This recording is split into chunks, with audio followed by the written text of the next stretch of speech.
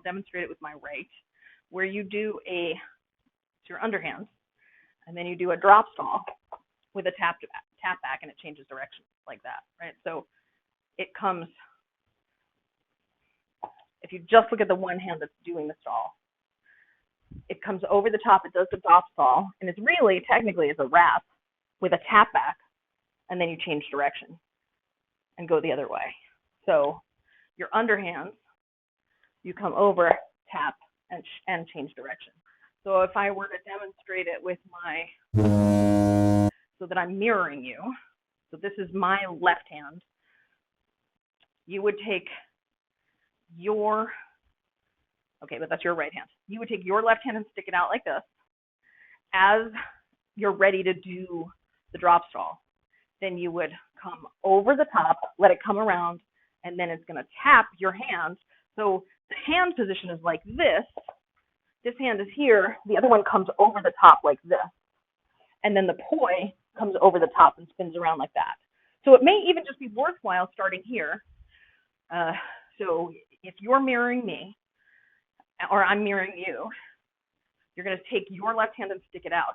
So it's not like a big thing. This hand is going to stay right here because this hand would still be spinning like this. You'll let the poi come around and then tap it back.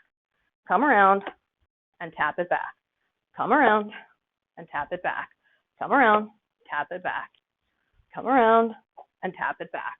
Now, you could do a clean drop stall, maybe. I can't. Where you're actually just stopping it without it swinging like this. So the swing allows for the tap back. Underhand butterfly, and 5, 6, 7, 8, and drop stall, wrap, tap, and change direction. You could just leave it on the front if you wanted. Okay, and underhand butterfly, 5, 6, 7, 8, and drop stall, wrap, tap, and change direction. And we're underhand 5, 6, 7, 8, and drop stall, wrap, tap, and change direction. And back to underhand. And 5, 6, 7, 8, and drop stall, wrap, tap, change direction. Let's just try it from the underhand butterfly. 5, 6, 7, and drop stall, wrap, tap, change direction. So underhand butterfly, and 5, 6, 7, and drop stall, wrap, tap, change direction. Underhand 5, 6, 7, 8, drop stall, wrap, tap, change direction. Back to underhand butterfly, 5, 6, 7, 8, and drop, tap, change. 5, 6, 7, 8, drop, wrap, tap, change direction. Go slow, 5, 6, 7, 8, drop, wrap, tap, change direction.